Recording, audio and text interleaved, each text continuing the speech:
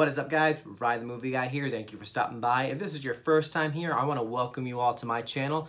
If you love talking about movies as much as I do and love any of the stuff that's around me right now, then this is the right place for you. So you want to go ahead and click on that red subscribe button now. As some of you already know, I did see Captain Marvel and posted a review for it. If you haven't already seen it, I have a link right above me if you want to check it out. And since I was able to see it, I decided to do a ranking of all 21 Marvel movies. So when we get to my top 10, those are the ones I consider the best out of all of them. Coming in number 21 is Thor: The Dark World.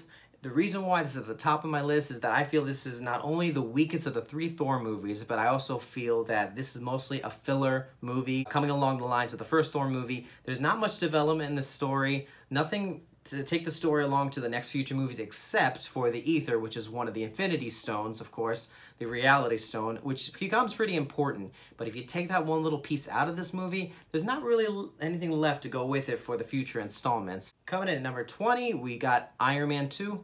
Now, this one, it comes to play almost the same reason I didn't like Thor: The Dark World. This movie had a lot of plots all over the place. You had different villains, you had different scenarios, you had Tony going through his own personal life, and just seemed like too much going on at once. This one seemed to be like, okay, we know a lot about the character, let's just go out and have fun and have all this action and villain. But I felt like it had too much of it to the point where there were certain things you either forgot about or didn't care much about. Not the best of all the Iron Man movies. On number 19, we have Guardians of the Galaxy Volume 2. Some people may be unhappy that I put this so high on the list. The reason why this one's up here, it just didn't come up to par as much as the first one did. It was good, but I felt like with the first one, there was so much of their coming together, being more like of a family.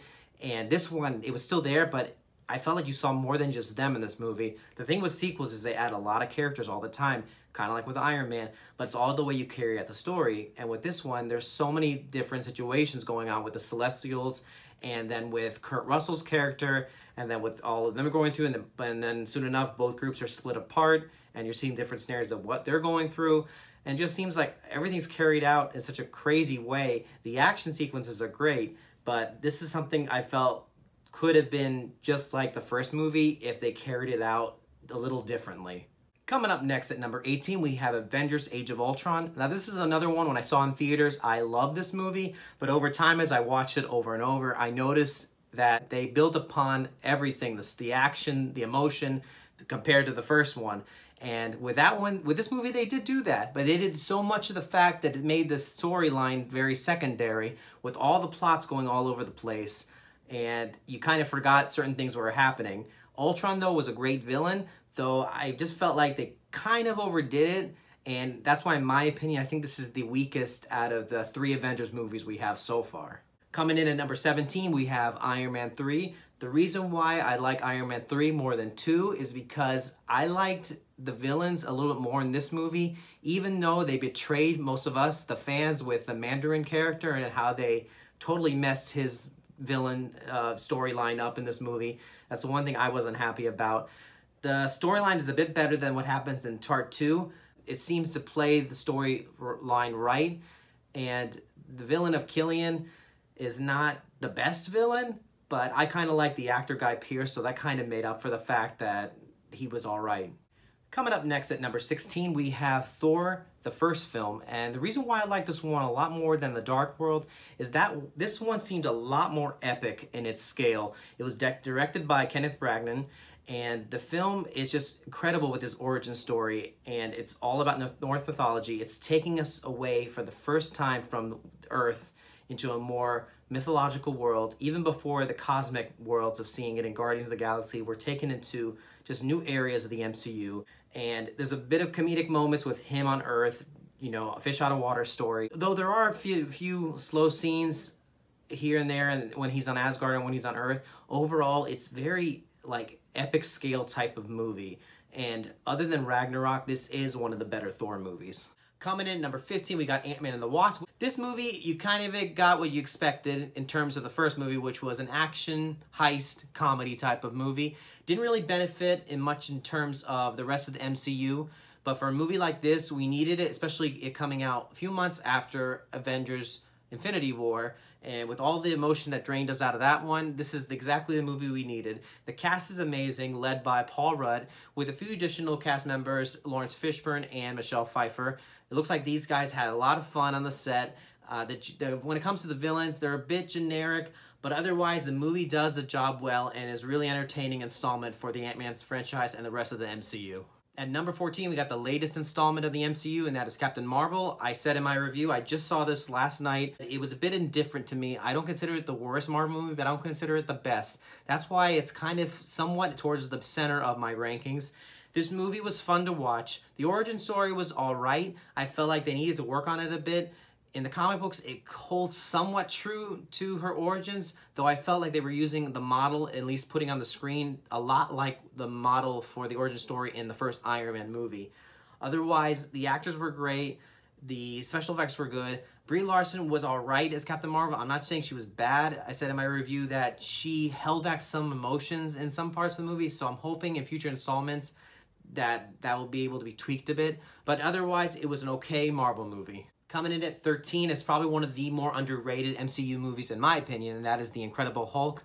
This movie has probably one of the better storylines in the earlier MCU movies. It's kind of remodeled after the TV show The Incredible Hulk from years ago, and that show was pretty much more cerebral than it was action-oriented, where it dealt with Bruce Banner and what he had to deal with inside of him, these two personalities, Bruce Banner and the Hulk. And Edward Norton in this film, I thought he portrayed Bruce Banner pretty well. I know he's not in the movies anymore. We got Mark Ruffalo that took place, which is just as great as Bruce Banner. Him, along with the rest of the cast, is great. The villain, I thought, was great. The Abomination. Tim Roth plays an incredible villain. And the fight scene at the end is between Abomination and Hulk in Harlem. And that's also one of the greatest scenes in that movie. And like I said, this is a movie I feel people forget that need to watch again. And we are due for another Hulk sequel. Number 12, I have Captain America, the First Avenger. This is the one I consider one of the best origin stories in the MCU, and one that everyone's mostly familiar with. The story of Steve Rogers and how he wanted to fight in World War II, becoming the super soldier that he was, and then becoming the leader of the Avengers. This movie is fantastic in the area it takes place. It feels like an Indiana Jones movie. It feels like an adventure film, a spy film, a war film, and of course, a superhero film. I love the villain Red Skull in it. Hugo Weaving was fantastic as him. Chris Evans, that was the first time we saw him as Captain America. The rest of the cast, including Haley Atwell, was fantastic. And with this Captain America series, I felt that the sequels just kept getting better and better as it progressed. Coming in at number 11 is the first Ant-Man movie. This one, in my opinion, I consider it the first MCU movie to combine comedy, action, and a heist film all rolled into one. Granted, of course, all the other MCU movies were action and comedy, but this one, the comedy was definitely in your face on purpose. This movie, you were just meant to have fun. The storyline is what it is. It's the origin story of Ant-Man, and it doesn't really connect to the rest of the MCU, but it does what it's supposed to do in terms of its characters, and it does eventually lead its way towards the rest of the universe. The characters are great, led by Paul Rudd, Michael Douglas, and Evangeline Lilly. The villain's a bit generic, but it's still all about the fun in this movie. And now I have my top 10 MCU movies. I'll make this real quick. This was hard to do, but I managed to get it the way I feel it deserves. Starting with number 10 at Black Panther. This movie was interesting because it didn't feel like an origin story, but with this type of character, I felt like you didn't need it. And what you got was this whole new world that we have not seen on Earth, at least, and that is Wakanda and Africa. We're on a whole new continent learning about this type of culture, and the results are pretty amazing. The costumes, the score, the special effects, everything in this film was good. The storyline connected well to what the comic books were, and the actors were great. This film was the first MCU movie to win Oscars, of course. I did say in one of my other videos that I didn't feel this movie really deserved Best Picture, but in the end, this movie did achieve the first superhero movie to get that, so I applaud it. But it is in my top 10. It is one of the better MCU movies. Number 9, I'm putting SpiderMan Homecoming. This movie I liked a lot because I felt for once we needed a Spider-Man movie where we didn't need to be told where he got his powers. It's been told so many times, and this movie is just a story about Peter Parker as a teenager in high school and how he's going through life as Peter Parker, and how he's going through his life as Spider-Man, encountering one of his biggest villains yet, which is Vulture, played by Michael Keaton, which is a fantastic villain. Tom Holland is great as Spider-Man. Marissa Tomei is a great Aunt May. You have Zendaya in the role as MJ. All in all, the characters are great. It feels like a teenage movie, but it feels like a superhero movie. A different type of MCU installment, yet it's still connected to the rest of the universe, of course, with Robert Downey Jr. coming as Iron Man, so it makes for a good bonding buddy type of situation between Spider-Man and Iron Man. Number 8 is probably one of my favorite superheroes, and that is Doctor Strange. This movie took a turn in the MCU when it came to terms of mysticism, sorcery, and the mystic arts in another dimension. The visuals were stunning. I loved it. And the fight sequences were great. The story was just an origin story, nothing incredible about it. This is another one that didn't really connect more so to the rest of the MCU. It just told the story of Doctor Strange and where he came from. The villain I love personally is Dormammu. I knew a lot about him. Not really threatening because we don't really see him again as of now, though the fight was, once again, visually amazing to watch, and I watched this movie over and over again. Number 7 is Thor Ragnarok. This is my favorite out of the 3 Thor movies. This one took a turn away from the other 2, whereas the first 2 were a little bit more serious and dark. This one was a bit more comedic, and this one he felt a little more human, a little bit more down to earth, no pun intended. And what you get is just them having a lot more fun, and the story is definitely connected to the rest of the MCU with the whole fall with Ragnarok and how it connects directly to the Infinity War. The characters are so fun to watch. I love Jeff Goldblum in this movie. The visuals and the colors, just like in Doctor Strange, I love the visuals in this movie. This is another one I can watch over and over again. Number 6 is Guardians of the Galaxy. This one I loved because this is the first time the MCU took a stab at a bunch of characters that no one really heard of before, but the results were amazing. A group of misfits that were always at odds with each other. They learned from their differences and at the end became a family, something that everyone can relate to. But with the action, the visual effects, the comedy, everything was amazing. All the actors were great.